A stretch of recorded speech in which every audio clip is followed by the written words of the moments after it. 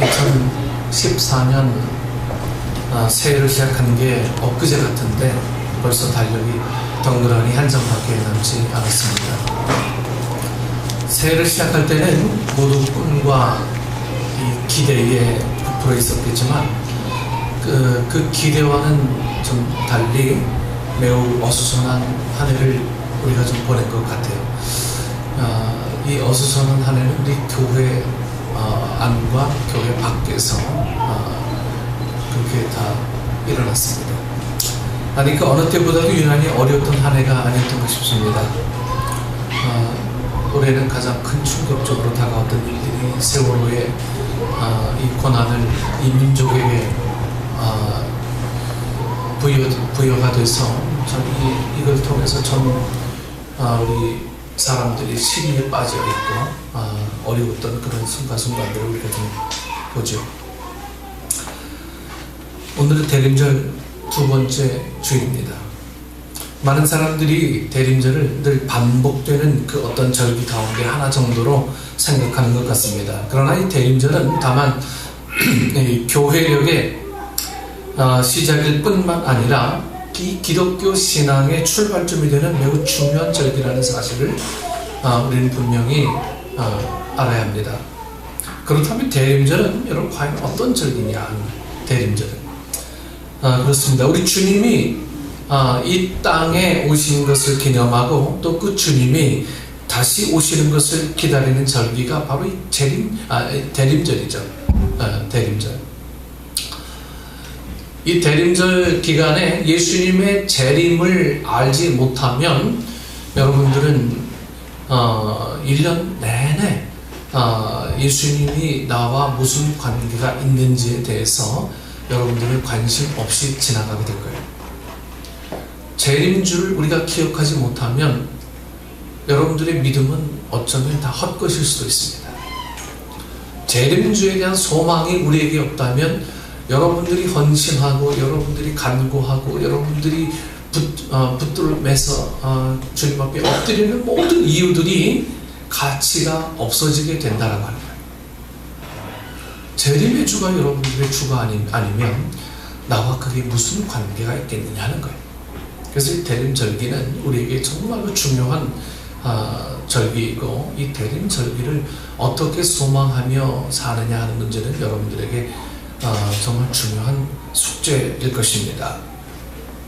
때문에 우리에게 있어서 1년 365일이 모두 대림절이라고 해도 좋을 거예요. 1년 365일이. 만약 주님의 재림을 믿는 믿음이 부족하거나 없을 것 같으면 우리는 아직도 이 기독교 신앙의 중심에서 아주 멀리 떨어져 있다고 할 수밖에 없습니다. 그만큼 주님의 재림을 믿고 기다리는 것이 중요하기 때문에 하는 말이죠. 이스라엘 백성들이 애굽에 430년의 노예 생활을 했을 때 그들을 버티게 할 수 있는 그들 되게 할 수 있었던 유일한 소망은 시오니즘이었습니다. 구원의 주님이 자기들을 인도해 주실 것이라는, 가나안으로 인도해 주실 것이라는 이 시오니즘이 이스라엘 백성들을 유일하게 지켜낼 수 있는 힘이었던 거죠. 그들에게 그런 것이 없으면 여러분 한 세대를 30년으로 보잖아요. 그러면 430년이라는 시간은요 한 15세대가 지난 그때에도 불구하고 그들은 주님이 다시 자기들을 구원해 주실 것이라는 소망을 잃어버리지 않았던 거예요. 여러분 이 소망이 이스라엘 백성들을 그 노예 생활에서 이기게 만들 수 있었던 중요한 요인이 되었다라고 하는 거예요. 물질이 아니었어요. 그들의 삶을 지배하고 있었던 것은 재림의 소망. 그들을 다시 가나안 땅, 축복의 가나안 땅을 회복시켜 주실 그 주님의 소망을 믿었던 한 가지 이유밖에 없었습니다. 그만큼 우리에게 이 대림절 기간은 이스라엘 백성들이 가나안 땅을 회복하려고 하는 그 소망만큼이나 이 대림절 절기는 우리에게 그렇게 중요한 자리를 차지하고 있다라고 하는 겁니다. 메리 크리스마스라고 우리는 늘 기뻐하지만 정말 재림주를 여러분들이 기뻐할 수 있을 만한 그 성탄절이 여러분들에게 몇 번이나 있었는지를 우리는 다시 한번 거슬러 올라가 봐야 할 줄 압니다. 여러분 그 재림을 별로 중요하게 생각하지 않는 사람들은 대체로 다른 것에서 신앙의 이유나 목적을 찾으려고 하죠. 어떤 사람들은 윤리적인 삶을 살기 위해서 예수를 믿는다고 합니다. 착하게 살려고. 만약 그렇다면 굳이 예수 믿을 이유가 없어요. 착하게 사는 방법들은 예수님 아니어도 얼마든지 많이 있어요. 네. 저기 공자를 알아도요, 공자를 믿어도 착하게 살 수 있는 방법들은 얼마든지 많이 있습니다. 네. 불교를 뭐 해도 살생하지 말아라, 얼마든지 많이 있어요. 굳이 예수 안 믿어도 윤리적인 면에 기독교를 선택했다라고 하는 것은 전혀 합당한 어떤 이유가 되지 못한다라고 하는 거죠. 또 옛 성현들의 가르침을 보고도 배우고 듣고도 우리는 충분히 착한 사람으로 살 수가 있어요. 또 어떤 사람들은 잘 먹고 잘 살기 위해서 예수 믿는다고 합니다. 복 받기 위해서요. 그러나 그것은 주님의 가르치심과 너무 거리가 먼 것 같지 않습니까? 여러분, 이 세상의 재벌들이 다 예수 믿는 사람들입니까? 그렇지 않잖아요. 이것은 주님의 가르치심과 너무 거리가 멀어요. 또 어떤 사람들은 죽은 후에 천국에 가기 위해서 예수 믿는다고 하죠. 뭐 틀린 말은 아니지만 이 세상에서 빛과 소금으로 살지 않고 어떻게 천국에 갈 수 있겠다고 말할 수 있겠습니까? 이 세상에서 누리지 않는 천국을 사는 사람이 어떻게 죽어서 천국 가겠다고 이야기할 수 있겠느냐 하는 거예요. 이 세상을 지옥처럼 사는 사람이 죽어서나 천국 가겠다, 여러분, 이건 어불성설이죠. 말도 안 되는 얘기예요. 그래서 우리가 이 세상에서 누리는 천국을 살지 못하는 사람들은 저 천국에서 천국 갈 수 있는 확률도 없어진다라고 하는 거예요. 하여간 많은 사람들이 재림을 별로 중요하게 생각하고 있지 않습니다. 오늘 우리가 이 한국 교회의 적나라한 모습을 보면 좀 잘 알 수 있지 않습니까? 오늘 신자들의 관심이 여러분 어디 있습니까? 믿는 사람들의 관심이 어디 있어요? 자기 자신에게만 관심을 보이고 있지 않습니까? 네. 말로는 주님을 사랑하고 또 주님을 따른다고 우리가 늘 이야기하지만 실제로는 자기 자신에게만 몰입하고 살아요. 네. 선포되는 설교의 내용도 주로 세상 사람들보다 잘 먹고 잘 사는 것, 그런 설교들이 요즘 많이 판을 치죠. 그 결과 주님의 재림이 가리키고 있는 이 종말론적인 구원 사건에는 별로 관심을 보일 수가 없어요. 오늘 봉독한 본 말씀은 주님이 예루살렘 성전에서 무리를 가르치신 후에 그 성전에서 나가시면서 마지막으로 제자들에게 하신 말씀입니다. 마지막으로 하신 말씀이기 때문에 이건 유언과도 같은 말씀이죠. 유언과도 같은 말씀. 그만큼 중요한 말씀이라는 말이죠. 화려하고 웅장한 예루살렘 성전을 보면서 감탄하는 제자들에게 여러분, 주님이 뭐라고 말씀하셨습니까? 마가복음 13장 2절 말씀에 내가 이 큰 건물들을 보느냐, 돌 하나도 돌 위에 남지 않고 다 무너뜨려지리라. 여러분, 무슨 말입니까? 눈에 보이는 것이 전부가 아니라는 말이에요. 눈에 보이는 게. 그리고 주님은 종말에 있을 재난의 징조와 큰 환난에 대해서 좀 더 자세하게 설명하셨어요. 이어서 재림에 대해서 말씀하십니다. 먼저 주님은 무화과 나무의 비유를 말씀하셨어요. 때를 따라 가지가 연하여지고 잎사귀를 내는 무화과 나무를 보고 계절의 변화를 아는 것처럼 여러 가지 징조들을 보고 주님이 다시 오시는 것을 알라는 거예요. 그리고 집주인과 이 종들의 비유를 말씀하셨습니다. 어떤 사람이 타국으로 갈 때에 종들에게 이 자신의 일을 맡기면서 늘 깨어 있으라고 명하셨습니다. 여러분, 왜 깨어 있으라고 했습니까? 주인이 반드시 돌아올 것이기 때문에 깨어 있으라고 했어요. 주인이 반드시 돌아올 것이기 때문에. 다만 그때가 언제인지는 모릅니다. 때문에 늘 깨어 있어야 하는 거죠. 만약 집주인이 돌아와서 종들이 일은 안 하고 자는 것을 보면 그들을 여러분 엄하게 책망하지 않겠습니까? 여러분, 우리 삶 속에서도요 늘 우리가 일을 맡긴 이 종들의 모습으로 우리가 살아가야 돼요. 과연 내가 하나님의 일을 맡은 자로서 이렇게 잠만 자고 있어서 되겠느냐 하는 거예요. 주님이 언제 오실지 아무도 모를 때 우리가 들을 단 하나의 말은 책망밖에 없다라고 하는 거예요. 책망밖에. 여러분, 좀 긴장해서 이 신앙생활을 할 이유들이 오늘 여러분들에게 있습니다. 긴장하지 않고요, 주님을 의식하지 않고 주님 앞에 무릎 꿇는 일들이 우리에게 일상화되지 않을 때 여러분, 긴장한 그런 믿음 생활은 전혀 없고 늘 풀어진 채 내가 어디로 가는지도 모르는 채 믿음 생활하는 우리의 모습을 통해서 주님은 여러분 우리에게 주실 단 하나는 책망밖에 없다라고 하는 거예요. 책망밖에. 이 말씀들을 통해서 주님이 여러분 무엇을 말씀하셨습니까? 이 비유를 통해서. 그렇습니다. 마지막 때를 얘기하시는 거예요. 마지막 때. 네. 여기서 그때가 무엇을 가리키는지 모르는 사람은 없을 겁니다. 그렇습니다. 주님의 재림의 때이고 또한 심판의 때, 이거 다 이 무화과 나무나 그리고 종들에게 맡기고 떠난 이 죽음의 이런 비유나 이런 것들이 다 재림의 때를 이야기하는 거예요. 마지막 때임과 동시에 또 다른 시작의 때이죠.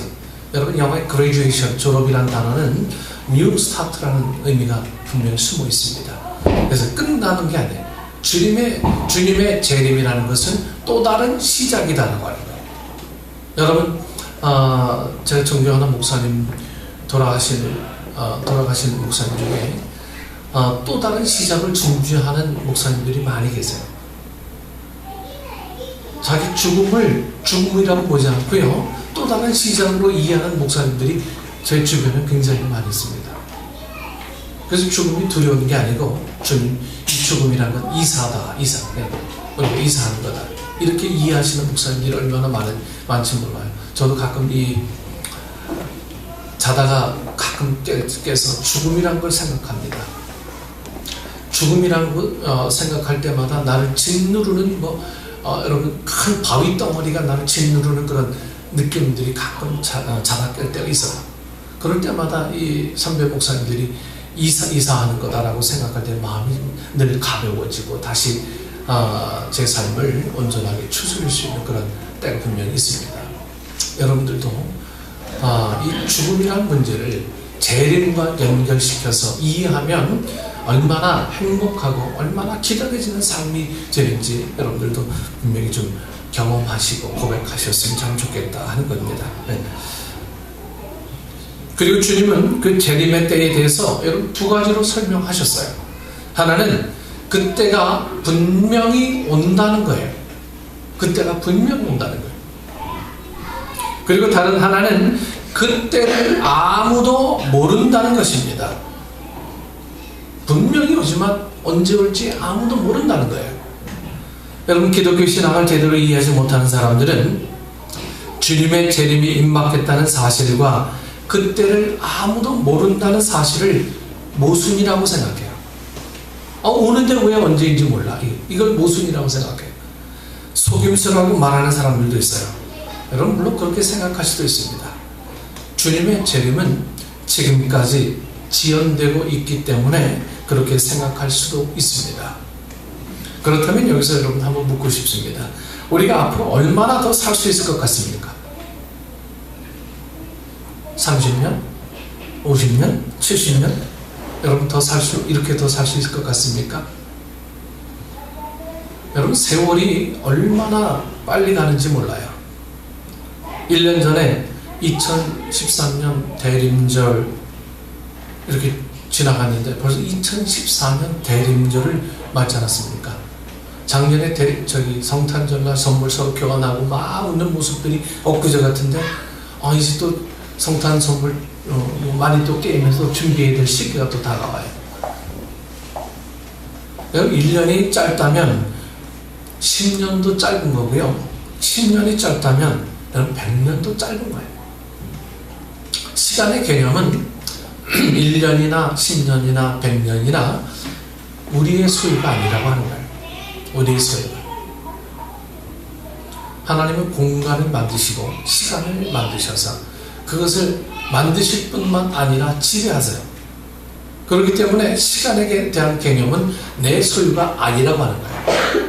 그런데 시간을 내 소유처럼 생각하고 산다면 여러분, 이것이 얼마나 우리에게 오만하고 우리에게 얼마나 게으른 믿음 생활을 하게 하는지 모릅니다.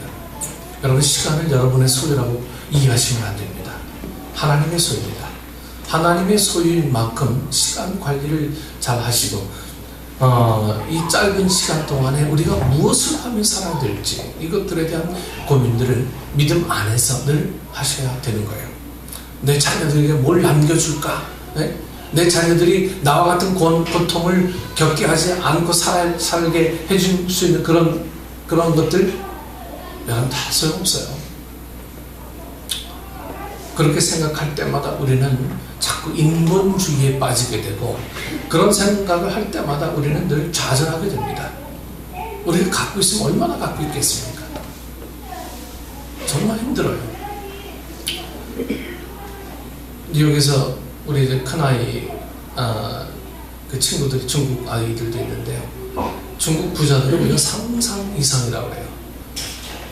그 중국에서 사는 아버지가 그 아들에게 용돈을 주고 갔대요. 용돈 얼마 주고 갔냐고 그랬더니 50만 불 주고 갔대요. 용돈을 5억 주고 갔대요. 용돈을.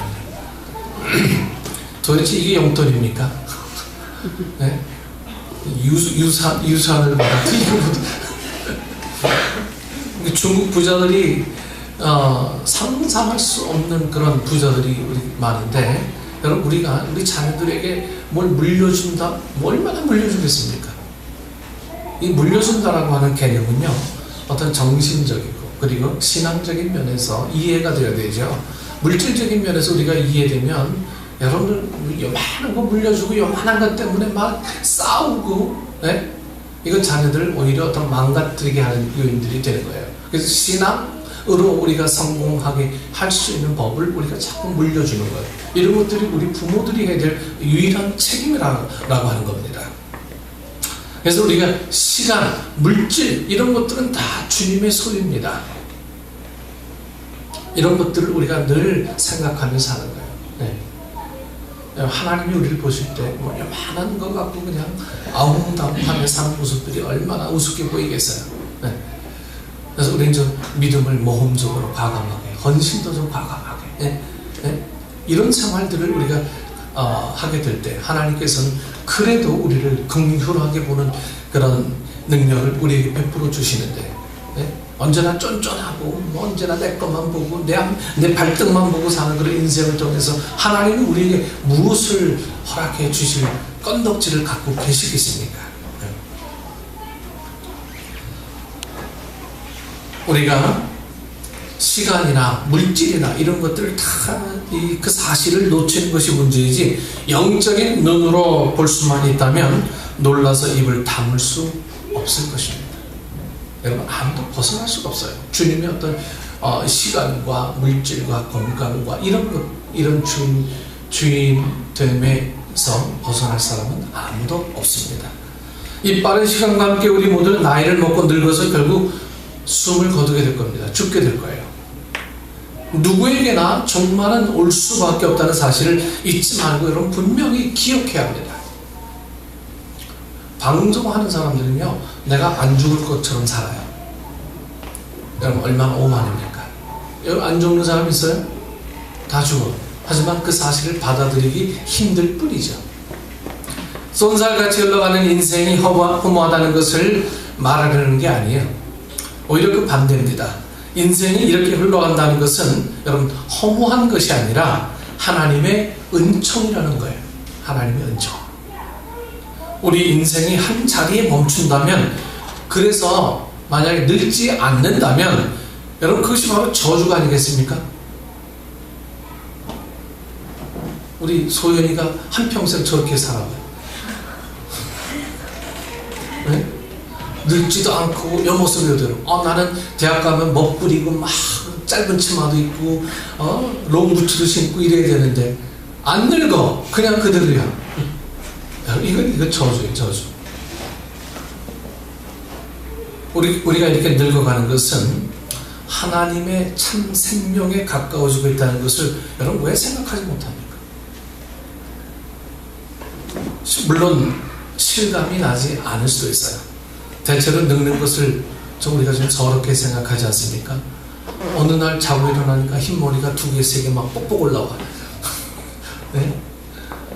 아니, 피곤하면 이 머리가 제대로 말을 안 들어. 머릿결도 막 가늘어지고. 네? 참 이게 서글퍼지죠. 자고 일어나면 전에는 개운했는데 이제는 막 찌푸둥하고 이렇게 막 뭔가 때렸는지 막 이러고. 그래서 자꾸만 찜질방 자꾸 찾게 되고. 네?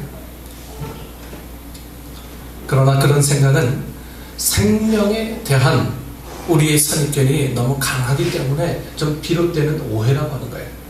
여기서 한 가지 사실을 더 말하지 않을 수 없습니다. 그것은 우리가 깨닫지 못하고 있을지라도 마지막 생명이 이미 이루어졌다는 사실이에요. 우리가 모르는 순간에 모르는 방식으로 우리는 삶 속에 궁극적이고 또 절대적인 생명이 이미 우리 안에 들어왔다는 말이죠. 그 생명이 바로 예수 그리스도세요. 예수 그리스도. 부활하신 그 주님에게서 역사의 마지막에 일어날 생명이 이미 완성되었습니다.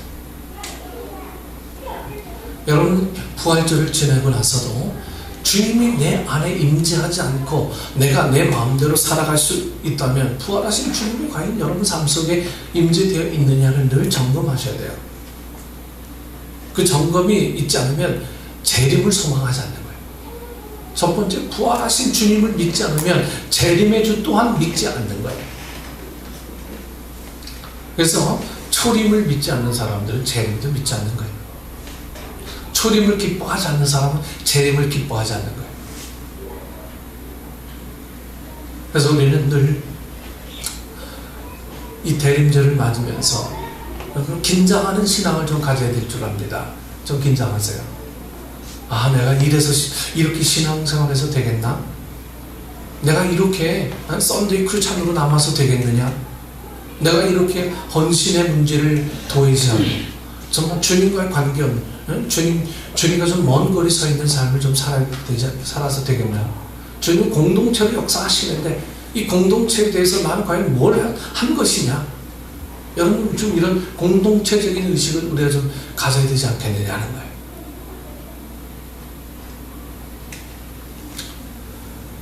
이런 사실을 아는 사람은 깨어있지 않을 수가 없는 거예요. 네. 여전히 제한적인 삶 속에 있지만 이미 종말론적인 참 생명에 연결된 사람은요 깨어있게 마련이라는 거예요. 깨어있을 수밖에 없죠. 그렇습니다. 예수 그리스도 우리 주님 안에서 마지막 때가 이미 현재가 되었다는 사실도 잊지 말고 여러분 분명히 기억해야 합니다. 문제는 잠들어 있는 이 한국 교회가 문제죠. 깊이 잠들어 있는 한국 교회를 깨우기 위해서 먼저 우리 한 사람 한 사람이 좀 깨어 있어야 합니다. 여러분 이제 한국 교회 이야기한다고 해서 나와 관계없다 뭐 이렇게 이야기하실지 모르지만요, 여러분 한 사람 한 사람이 다 한국 교회의 대표예요. 네. 깨어 있어서 그 옛날 선지자 이사야가 고발했던 것처럼 이 한국 교회 잘못을 여러분들이 좀 고발해야 돼요. 우리가 나서서 회개를 촉구해야 하겠다는 말이죠. 여러분 선지자 이사야가 뭐라고 고발합니까? 이사야 1장 12절 15절에서 여러분들에게 말씀드립니다. 이 사실 여러분들도 세상 사람들에게 전해야 됩니다. 늘 내 편만 만들지 말고 주님 편 만들기 위해서 내 입술이 사용되어지고 내 물질이 사용되어지고요, 내 건강이 내 삶이 사용되어지는 그 여러분들 좀 됐으면 좋겠어요. 항상 내 삶만을 위해서 그 모든 것들이 투자되어진다면 오늘 내가 예수 믿는 이 이유들은 주님과 관계없는 이유들 뿐입니다. 이사야 1장 12절에서 12절 말씀했습니다. 너희가 내 앞에 보이려오니 이것을 누가 너희에게 요구하였느냐? 내 마당만 밟을 뿐이니라. 헛된 재물을 다시 가져오지 말라. 분향은 내가 가증히 여기는 바요. 월삭과 안식일과 대회로 모이는 것도 그러하니 성회와 아울러 악을 행하는 것을 내가 견디지 못하겠노라. 내 마음이 너희의 월삭과 정한 절기를 싫어하나니 그것이 내게 무거운 짐이라. 내가 지기에 곤비하였느니라. 너희가 손을 펼 때에 내가 내 손을 너희에게서 가리고 너희가 많이 기도할지라도 내가 듣지 아니하리니 이는 너희의 손에 피가 가득합니다. 여러분, 이사야 선지자는 오늘 저희에게 사실 섬뜩한 이야기들을 많이 합니다. 우리가 기도해도 듣지 아니할 그때가 있다라고 하는 거예요. 우리가 정한 날을 싫어하고 늘 내 마당만 밟기를 좋아하는 그러한 이기적인 삶, 믿음의 삶 속에서 주님은 내 기도조차도 듣지 아니하신다라고 합니다. 여러분, 이 시대는요, 앞으로 우리 미래 시대는 개인화가 극대화되어진 지금 현실과는 다른 세상이 분명히 올 겁니다. 남을 섬기지 않으면 살아갈 수 없는 세상들이 올 거예요. 그러한 세상을 우리가 준비하며 우리 후세대들에게 준비해주는 삶을 살 수 있는 유일한 방법은 여러분, 주님과 더불어서 온전히 살아가게 하는 거예요. 이 방법 아니면 우리가 우리 후손들에게 뭘 남겨주겠습니까? 아무것도 없어요. 저는 우리 외할머니를 본 기억이 없어요. 하지만 사진을 통해서 저희 외할머니를 봅니다. 전도사님이셨잖아요. 이신의 전도사님. 굉장히 좀 강하게 생기셨어요. 저 외삼촌은 좀 유하게 생기셨는데 저희 외할머니는 되게 강하게 생기셨어요. 강직하셨던 분인 것 같아요. 네. 소래교회도 우리나라 척번교회 소래교회도 전도사로 계셨었다고 저는 들었습니다. 그분을 통한 믿음의 유산들이 저에게까지 계속 저는 임한 줄로 믿습니다. 그래서 그분을 바라보면서 저는 알지 못하지만 그분이 믿음을 위해서 달려간 삶이란 이것은 늘 알 수가 있어요. 여러분들의 손자들이, 여러분들의 자녀들이 여러분들의 모습을 보고 얼굴은 기억 못하지만 그분이 믿음 생활했던 모든 것들을 기억해낼 수 있는 그것이 여러분 성공적인 인생인 거예요. 성공적인 인생. 우리 아버지, 우리 어머니는 나에게 집만 덩그러니 줬다. 그 외에는 아무것도 없다. 여러분, 이건 아무런 의미가 없어요.